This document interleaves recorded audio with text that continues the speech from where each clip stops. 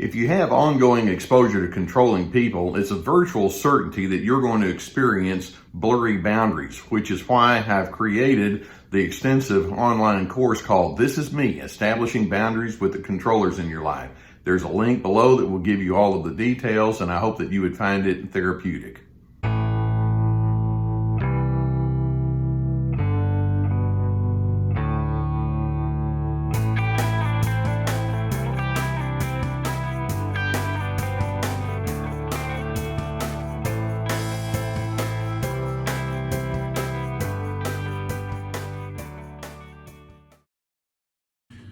Would you consider the narcissistic individuals in your life to be flexible, agreeable, easy to harmonize with? And of course, you know the answer to that question is no. The defining features of narcissism bring out the opposite in that individual. They're highly controlling, they're very defensive, and they're not at all inclined toward receiving input from you because you see, with their low levels of empathy, they have no regard for your feelings or perceptions. They have to stay in the superior position, and anger is a very common feature that they have. And so when you are trying to blend with narcissistic individuals, especially as differences or disagreements come along, then you're going to run up against a wall of stubbornness. And what can happen is their stubbornness can set the stage for lots of lousy ingredients in you to come out. I mean, how many times have you found yourself being caught in circular arguments and pleading your case way too powerfully? Or sometimes you go the other direction and you collapse, or you try to become pliable only to find that it doesn't work. You may be wishy-washy. You yourself become defensive. And you can see that this stubborn tactic that narcissists will use implies that they have an agenda that they're just not going to let go of, and it can bring out the worst in everyone. Now, what if we were to turn the tables? What if we were to decide, maybe I need to be stubborn, but not in a pathological way like that narcissist. Maybe I need to have a sense of stubbornness, but we're going to refer to it as resolve, or we're going to refer to it as determination. And what if I had a sense of resolve and a determination that would cause me to say, I am not going to get pulled into all the pathology that this narcissist wants me to do. And so we're going to call this form of stubbornness, we're going to call it positive stubbornness. And when you hold on to your positive stubbornness, it can lead to all sorts of different kind of reactions in a healthier direction, actually, when that narcissist makes himself or herself to be a very difficult person to engage with. Now, I want to see if I can show you how this can play out. And there are certain attitudes or thoughts that you can have toward that narcissist. You don't have to say these things out loud, but there can be certain notions that you can hold in your mind when you engage with that stubborn narcissist and you respond with your own positive stubbornness. I've written down quite a few possibilities here, so let me just kind of read through these with you. First, you don't have to say this out loud, but in your mind, you may be thinking toward the narcissist, you've made it clear that you want to be the one who defines me. You have so many demands and requirements that you push onto me, but I stubbornly refuse to play along with that program. You've deemed me to be unacceptable. And for far too long, I've worried about what I should do to reverse that attitude. But I figured it out that you need me to be inferior. I get it. But I've stubbornly determined that I'm going to waste no more of my emotional energy worrying about whether I'm going to meet your standards. History has illustrated how you have no inclination to manage anger cleanly. Your habit of being emotionally agitated and then holding me in contempt because of it has worn me out. But I'm stubbornly committed to dignity, respect, and civility. That's something you know little about, but that's going to be my go-to style of managing my life. Speaking of anger, I know that you've held grudges and resentment when you have been unable to change my opinions or preferences that differ from yours. But I have a good mind, and when you infer otherwise, I'll stubbornly hold on to my good reasoning nonetheless. I have to admit that there are times when my own bitterness has taken hold as I've obsessed over your mistreatment toward me. But in my maturation, I've learned that it harms me when I allow that to happen. Plus, it keeps me unnecessarily tethered to you. I'm stubbornly committed to become a person of peace. You become annoyed when I choose not to make excuses on your behalf when others have doubts about you. I'm neither your enabler nor your flying monkey.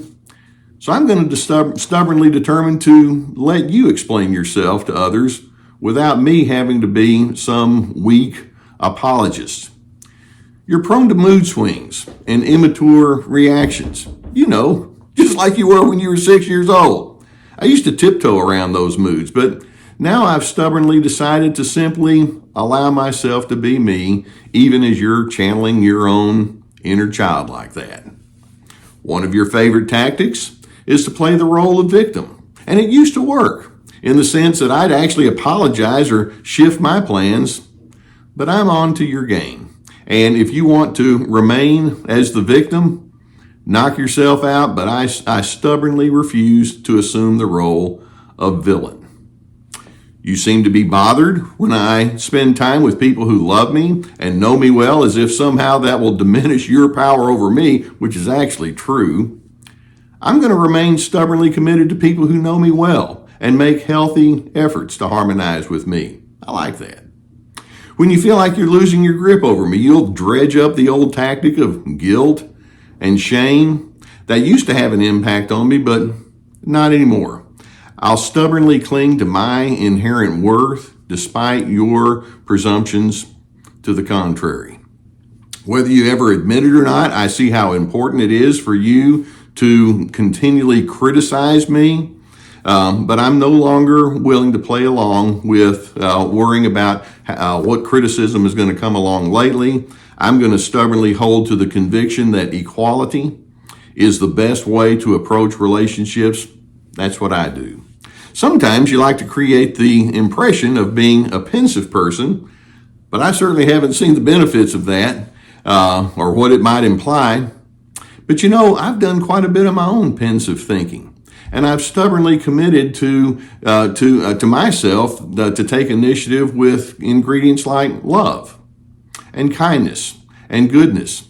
If you want to mock that, okay, but I'm still going to be that way. And then I've stubbornly decided that I've defended myself for the last time, no matter how strongly you want to push me into a corner. Why should I keep justifying myself to someone who isn't really interested in my perspective in the first place?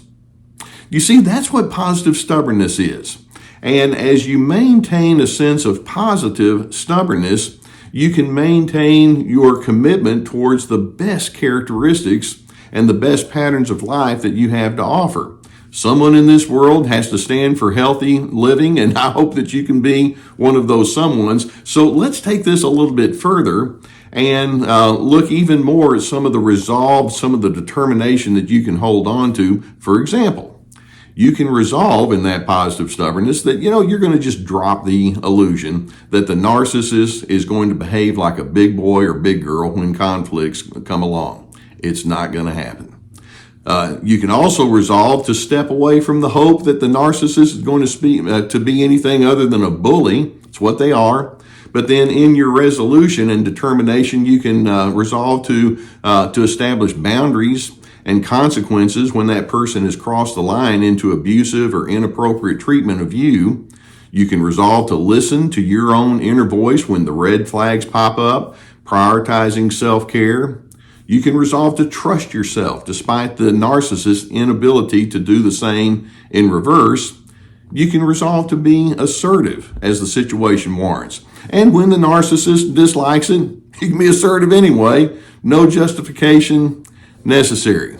You can resolve to be a person of integrity even as the narcissist moves in the opposite direction. Integrity and good character is simply what you stand for. You can resolve to drop the presumption that the narcissist owes you goodness. It'd be nice if they would, but you remind yourself that goodness can't be forced. They are what they are. I'm going to be what I'm going to be. They'll be what they'll be. But then also you can resolve to live as a free person, someone whose lifestyle practices truly reflect what resides on the inside of you. You see, positive stubbornness means that you begin with the presumption that you're least effective when you're trying to live according to someone else's agenda. But positive stubbornness means that you also know that you're going to thrive when you remain true to who you really are. It means that you are not doing anyone any favors when you take their initiatives and try to make them your own, when in fact it doesn't really fit.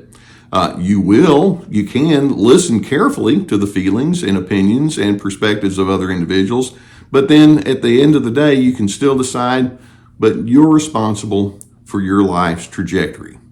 Can you think like that? That's positive stubbornness. And then, by the way, when the narcissist predictably protests that it's not okay, they hold on to their negative stubbornness, that narcissist predictably protests that it's not okay for you to be fully you.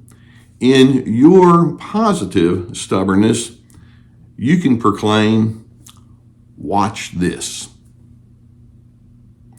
I hope that videos such as this can give you some good food for thought, and I hope it can give you an impetus for your own personal growth. I know that many of you are watching the videos in a cumulative kind of way, which is what I hope that can be done, because learning and knowledge grows as you look at different angles here. If you've not already hit the subscribe button, I'd encourage you to do so. Gus and I are going to keep more videos coming towards you, and I consider it to be a privilege to be on your journey with you. Sometimes when you are trying to come to terms with topics like this, it would be good if you had a guide, a therapist that could work with you to try to figure these things out. I'm so pleased to be sponsored by the people at BetterHelp.com. There's a link below this video, and it will take you to their entire team of licensed professional therapists that you can choose from. If that's a need you have, I would strongly encourage you to do so. In addition, I have my therapeutic courses, and these are extremely extensive. It's like having an online class. And each course has multiple videos, written materials and documents, and then guided questions, ready, set, connect about connection skills. This is me establishing boundaries, free to be, finding yourself despite the controllers in your life. We also have my website, the survivingnarcissism.tv, and I'm going to have an article about this particular video on the website. We have my webinars, we have our podcast, plenty of resources. We have my books, plenty of resources for you to draw from. Narcissists can be stubborn, but their stubbornness is of a very egregious nature, where they just make themselves incredibly difficult. I want you to be stubborn, but I want you to be stubborn in a positive way that says, I am so committed to the healthy way of life that I'm not going to let an unhealthy person establish my pace. That's what we do here on Team Healthy. And when you have this positive, healthy sense of stubbornness and determination and resolve, that's how you get on the path that's going to lead you toward your place of peace.